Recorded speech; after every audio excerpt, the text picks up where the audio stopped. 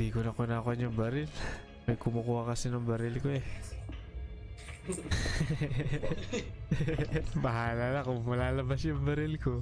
Level 2 na kasi yun eh. Pero may kumukuha sa atin. Okay lang. Sabi ko, tinitingnan ko lang. Ay, sa kanya na naman. Sabi ko sa sarili ko.